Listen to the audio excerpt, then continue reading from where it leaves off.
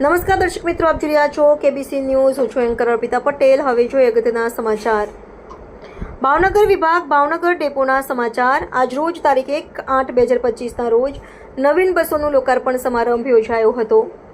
KBC news મારફત વિગતવાર સમાચાર જણાવે કે આજરોજ તારીખ 1/8/2025ના રોજ સૌરાષ્ટ્ર એસટી વિભાગને ગુજરાત રાજ્ય વાહન વ્યવહાર મંત્રી શ્રી હર્ષભાઈ સંઘવીના વરદ હસ્તે કુલ 25 નવીન એસટી બસોનું લોકાર્પણ સમારોહનું આયોજન કરવામાં આવ્યું હતું, જેમાં એસટી નિગમના અધિકારીઓ પાસેથી માહિતી મેળવતા ભાવનગર વિભાગને કુલ 8 નવીન બસો તેમજ સૌરાષ્ટ્ર એસટી વિભાગના ડેપોને બીજી અન્ય જુદી જુદી નવીન બસોનું ફાળવણી કરી લોકાર્પણ કરવામાં આવ્યું હતું. આ પ્રસંગે વિભાગના વડા, ટ્રાફિક શાખાના કર્મચારીઓ, માન્ય ત્રણેય સંગઠનના આગેવાન તેમજ શહેરીજનો, પ્રવાસી જનતા વિશાળ સંખ્યામાં ઉપસ્થિત રહ્યા હતા.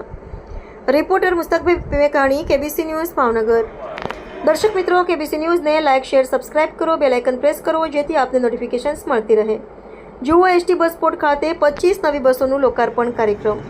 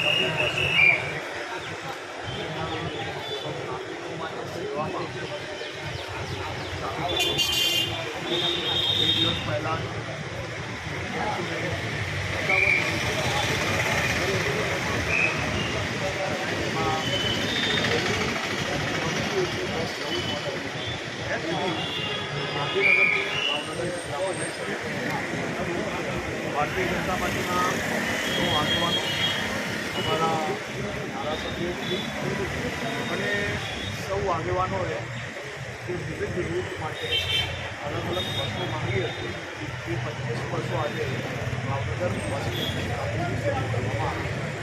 આ બરોબર કાલથી આ જિલ્લાના હજારો લોકોને અને વ્યવસ્થાઓ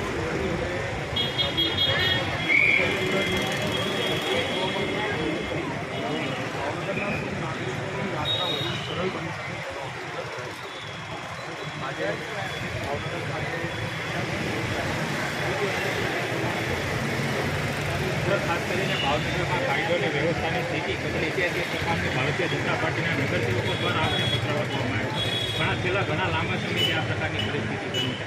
સામાન્ય રીતે જ્યારે બી કોઈની ઘટના બને તો વ્યક્તિએ પત્ર લખવાની એ જવાબદારી.